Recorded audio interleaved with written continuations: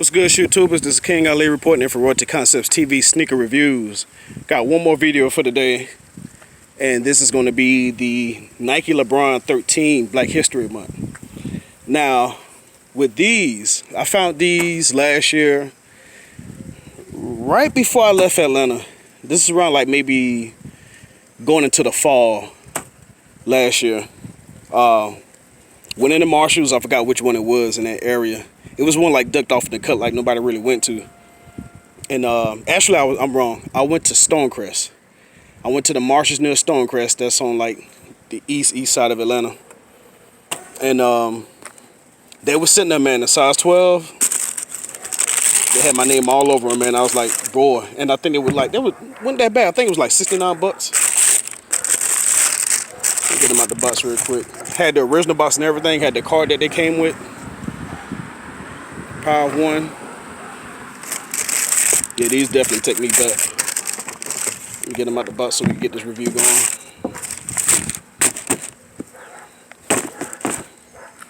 And the color code reads multicolor, white, black. Retail, I think it was 200. I don't think they did an upcharge on these, but anyway. As I stated in my latest reviews, I wanted to take this time during this quarantine, man, and just review a lot of the shoes that I already have while I have the time. Show you guys my collection a little bit. Yeah, man, these were 69 bucks, bro. I think they might have been cheaper than that. It might have been like 59. And I think these came out originally, let me see, these came out in, let me see when these came out. These dropped, yeah, it was 2015. 2015, I want to say this colorway, yeah, 2015. So these came out 2016, February. So February 2016 is when these dropped. Because, you know, Black History Month. And my thing about the Lebron 13 is this. This is my thing about the Lebron 13. For one, I think these were priced too high. At this point, Nike was hitting us over the head with $200 sneakers, man, and it was getting crazy. So I think even the KD8s, and I have a few of those. I'm going to do some videos on those as well, probably tomorrow. Everything was getting kind of expensive. It was already expensive, really, man. Like, the elite versions of LeBrons were like, and I got a pair on the way as well. The LeBron 11 Elite Mason Dew, that shit was $295 retail, bro. So they was hitting us over the head with LeBron's, man. And I think at around this time, people kind of pulled away from Nike's basketball SIG shoes. Like, the SIG shoes were ridiculously high, bro. But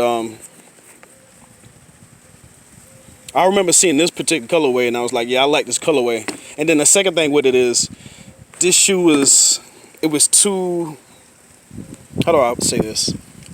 This shoe was a little hard overall to pull off casually. And I think that's where they went wrong with the 13 for whatever reason. And a lot of people didn't like the 13. I think it was the overall cut of the shoe was just too high, too bulky looking. And it was just too basketballish. It was too basketball looking. So this shoe was kind of hard to pull off casually. I had the blue ones. I forgot what it was called. I think it was called Balance. I had one that was like all blue, white with like orange and yellow. And I hooped in those, and they were comfortable as hell. Very comfortable shoe to hoop in. And this brings me to my third problem with the shoe was right around here. Like, this shit was like killing my pinky toe. Like, you can look at this shoe and tell how narrow it is. And, you know, yeah, we know his fucking foot is narrow as hell, but like, come on, man, like, the average person, to me, I think the average person has wide feet. Or at least you got to keep wide footers in consideration. Like, you could have spaced this shit out a little bit more. You get what I'm saying? I mean, dude wears a 16, man. Like, he has his own mold and shit. Just, you know, make shoes. And they do that. They make shoes according to how their foots are shaped. But the average consumer, their foot isn't shaped that way. But anyway, I'm rambling. These were dope though, man. They had like the white camo bottom, clear outsole, had that lion, has the lion head lace lock. And what did I do with this one? Because I noticed this one was gone. I think I took the, oh, okay, I left it inside.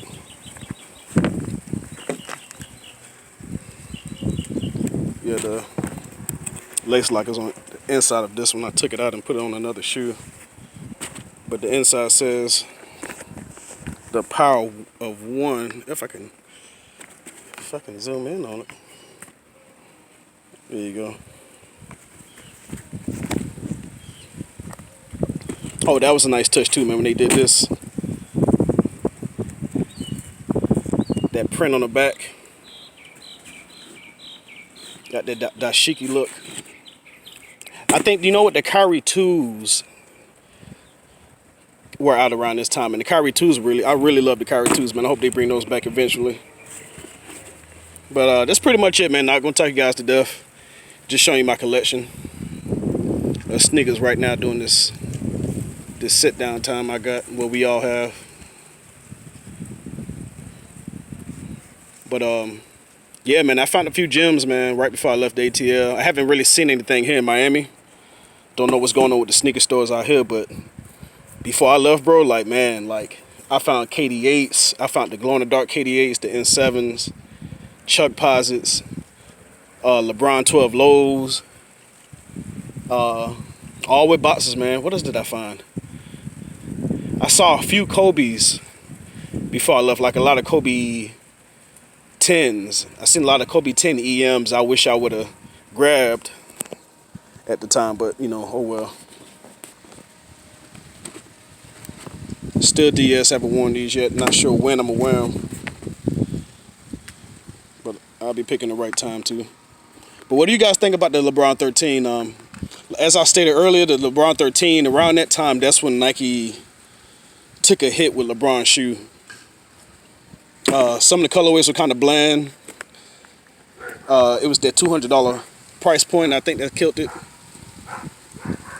And it was so bad to a point where, I remember this now, it was so bad to a point where I remember that year, Easter, the Easter colorway didn't even hit stores. It didn't even hit retail. It was scheduled to hit retail stores, but it never hit. And I remember later that year, I went to the Nike factory and the Easter colorways were all over the Nike outlets. It was bad, man. That's when the following season, they began that whole LeBron watch. You know, they started doing the LeBron watch. I think the LeBron 14 Christmas drop, and that was like a big deal. And that shoe, it was a decent shoe or whatnot. I think that's when they started the LeBron watch. I think that's around the time they did that. Or was it the 15? I'm not too sure. And I don't know, it just hasn't been the same, man. I've been telling my boy about this shit. It just hasn't been the same, really, bro. Like, since the LeBron 8, 9, 10, 11, and 12, man, Nike hasn't really had that aura that it used to have around the SIG shoes back then. And I kind of wish they get back to it. But it's just not the same, man. From what I'm seeing throughout the sneaker community, man, and the sneaker culture right now, nobody's really buying LeBrons like that unless it's like limited or the color's crazy or something like that. You got the hoopers that are like buying KDs, but it's more so they're not doing it from like a stylish, casual standpoint. Everything's based off of performance. Like right now, you could go and get any Kyrie right now. You could go and get, hell, you could still get the Kyrie 6 All-Stars right now. The KD 12s, they from what I've seen, they sold pretty decent. The Zoom Freak ones still sitting on shelves. Even at that price point, they're still sitting on shelves. Who else? Paul George. Like the shoes aren't really. And if you look at these models, man, they all have one particular thing in common, and that's this: they all got these big ass, oversized Nike checks on them. And I feel like that's what Nike's been doing lately. Like, look at the new KD 13. If you haven't seen pictures already, look at the new KD 13. That Nike check takes up the whole fucking shoe. Same thing with the Zoom Freak ones, just this big ass Nike check. Like, And it's just a basic ass shoe, bro. Like that could have been a hyper rev or some shit, man. And at least with the 13, looking at it now, this looks good compared to a lot of the other shoes that are coming out. Even though this does has a big Nike check on it, they still had design aspects of this shoe that stood out, like this whole clover leaf looking thing right here. And then you had like the pods that wrapped around over the forefoot.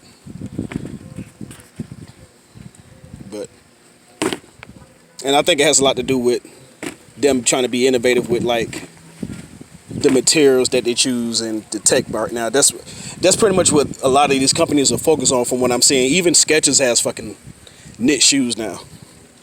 You get what I'm saying? So, and what they're not realizing is that's what's taken away from the design aspect of the shoe. But anyway, man, I'm not gonna hold you guys too much longer. If you like the video, hit the thumbs up. Don't forget to comment. Subscribe if you haven't already, and appreciate you guys watching. Got more videos coming soon. Peace.